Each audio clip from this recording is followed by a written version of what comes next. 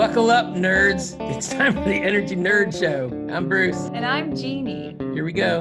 The Energy Nerd Show and Tell is like kindergarten, except, well, it's pretty much exactly like socially distanced kindergarten, except we're adults.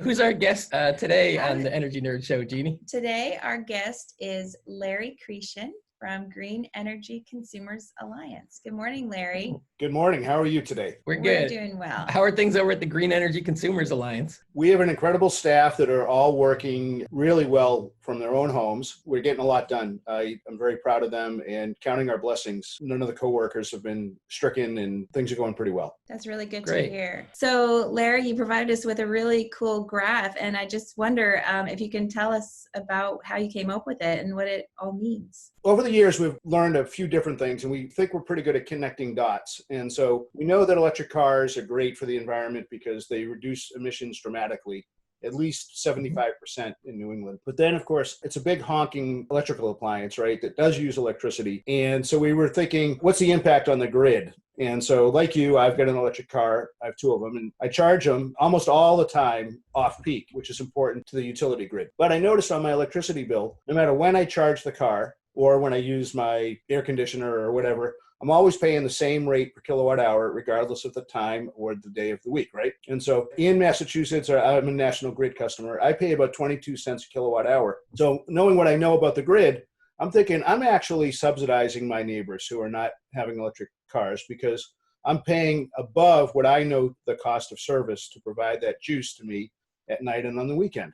So I explored it, and disclosure, I had a little help from somebody at Synapse, Pat Knight, and I've had some other help. And the deal is this: when I charge at night or on the weekend, the wholesale price of energy, the actual commodity plus the capacity value of that, the value of that is much better at night and on weekends. And so I should get some credit for that. I shouldn't have to pay as if I was charging on peak. National Grid and Eversource have valued that difference between on the wholesale side to be about 5 cents a kilowatt hour in the summertime, a little bit less in the wintertime. And so I feel like I should get that kind of a credit when I charge my car. I'll go a bit further.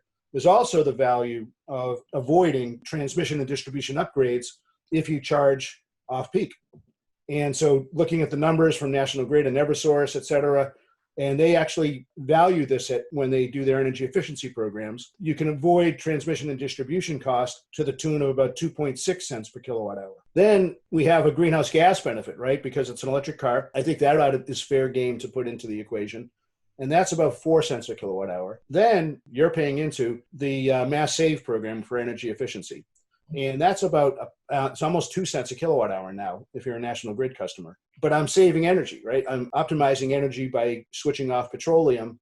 And I'm paying into the system about 1.5 to 2 cents per kilowatt hour. I'm not asking for any subsidies here. What I'm saying is, if you add up all those items, which are essentially related to the cost of service and the fact that we're trying to save the planet by not emitting greenhouse gases, we calculate that I should be paying about 8.8 cents per kilowatt hour when I charge off peak. But Larry, you have a flat rate and you're not credited for any of these externalities or social benefits, and yet you're still charging off peak.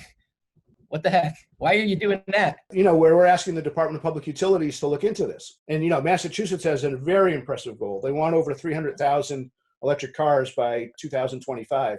Well, that's not going to happen. The uptake isn't happening there. Every analysis, Synapse and others have done this, but there's just no way to meet our greenhouse gas reduction goals. We need to be selling about 100% electric cars in about 10 years in order to meet our goal. And so we got to ramp up to get to that figure. And so this is a regulatory issue. It's very arcane to many people, right? I'm not saying that every number I just quoted is perfect, but I think directionally we got it right, and that there should be a value here in each case that's pinned to electric cars who charge off peak. Now, there's value to an electric car even if it charges during peak periods. You folks did a wonderful study about California, sort of estimating how much electric cars were paying into the system in California, and the estimate of what it would cost California's grid to upgrade for transmission and distribution, the ratio is heavily in favor of electric cars, meaning that they were more than paying for themselves into the grid. And that wasn't about off-peak charging.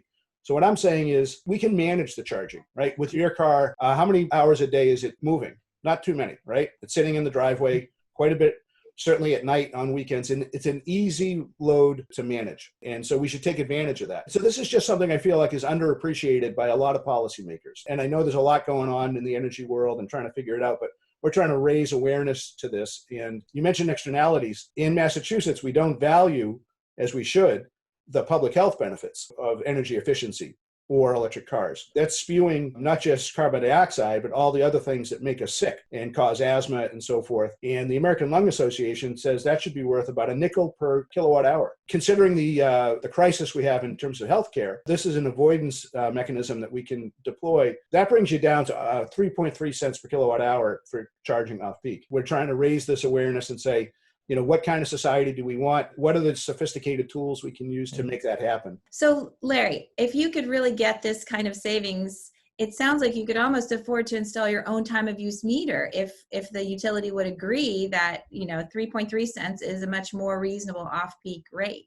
Bingo. And so right now, as it turns out, there's a docket up at the Department of Public Utilities where they're asking for information. They want us to comment on how we should incentivize electric car charging. The DPU doesn't seem to be in favor of time of use pricing for the whole house. They think that's too expensive to buy fancy new advanced meters. So they're asking for other thoughts on that one. The one technology I think that it hits a home run is many of us have level 2 charging units at home. That is using 240 volts. And it speeds up the charging about 5 times the rate when you regular 110 volt. And so if you have an all-electric car, it's a nice thing to have. It charges your car up a little quicker. It costs about $500 to $1,000 to have installed. You already have 240 volt power. These are smart chargers. With Wi-Fi, they can communicate to anybody. They can communicate to the utility. They can communicate to a third party. People want the level 2 charger anyway. Give them a little bit of an incentive to get one, to enroll into a program so you know when they're charging and you can credit on their bill for what they do. And I can imagine that you could even do the Wi-Fi enablement for wall units if you could do that. That would be attractive in some ways. But so we think that technology is elegant and easy. People who have electric cars are going to have that cable anyway. There's another method where you can get a little gizmo that fits into your car's diagnostic port, and that was also Wi-Fi enabled, and that can beam information about when you charge to the utility or a third party. Are those chargers at the level of accuracy and security that utilities are going to accept them for billing purposes? We think so. We are encouraging Eversource and National Grid to look at that here in Massachusetts because they are used in many parts of the country right now. Con Ed is a big program like that in New York City and Westchester County. And I know that the smart charging level 2 units are used in California. So I think that's an issue that can be addressed satisfactorily. So electric cars are like necessary for, climate stabilization.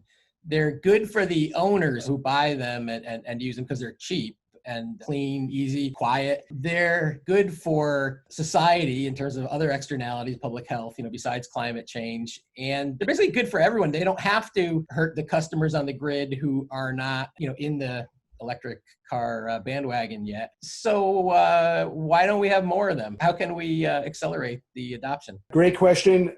So we know that upfront cost is an issue. That's just a fact. They cost a little bit more pretty soon, maybe 5 years from now, no more than 10. There'll be cost parity between an electric car and a gas guzzler, but that cost is coming down very much every year. Our organization runs a program that helps with that upfront cost. We have a Drive Green program. You can go to our website. We'll tell you all about electric cars, but we also have dealers who will offer discounts below the MSRP, the normal retail price. So we're trying to address the upfront cost that way. We know that the car makers and the dealerships do an awful job of selling these cars. For over 100 years, they've been selling gas-powered cars.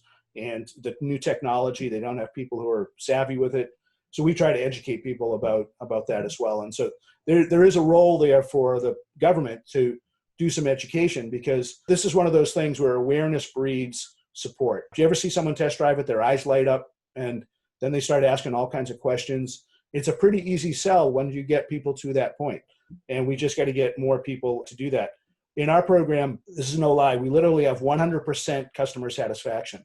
Of the hundreds of people who have bought electric cars through ours, they love their car. We're creating a a group of EV ambassadors who can try to get the word out. The market's moving, but too slowly. We need to do more, all of the above, get the cost down, educate people. And this one piece where I'm trying to point out that it may be a little complicated, but in the long run, if we can send the right incentive about the way to charge that car, I think we'll do some good. We love our little electric cars. They are literally the least expensive car all rolled in per mile in America. MIT had a scatter plot. They're the best for the environment and the cheapest. Mercedes and smart cars stopped making them, selling them in America. Yeah. Or stopped selling them in the United States. So we're sad about that. Let's bring back small, efficient, fun electric cars that are cheap and awesome. That's right. We really can't depend upon the car makers. They're going to change, but way too slowly. So we've got to do what we can to show demand for cars like that. So how do people find the Drive Green program, Larry? www.greenenergyconsumers.org/Drive Green. That take it to a whole world of information. I have an incredible staff who know all about electric cars and how to explain them to people. If after you've decided that you really want an electric car, you can click on a few buttons and you can get prices for the kind of electric car that you think is right for you. 100% satisfaction of program participants. That's amazing. It is. We love that. It's good to hear. Yep. Thanks, Larry. It's really good to see you. Good to see you. Thanks for having me very much. My staff is all watching Energy Nerd Show. They love it. That's great. See you soon. Bye-bye. Thanks for watching. This is Energy Nerd Show and Tell. It's the show that we want to watch, so we're thinking maybe some of you energy nerds want to watch it too. If you do, then hey, tell your friends and subscribe right around here. Click there, And check or there, or over here. Instagram and Twitter and Facebook and YouTube and where Yeah, else? and the Energy Nerd website at energynerdshow.com. You can always go there. And if you want to be a guest, you can volunteer to be a guest. We love to have guests. In fact, that's kind of what the show is all about. Absolutely.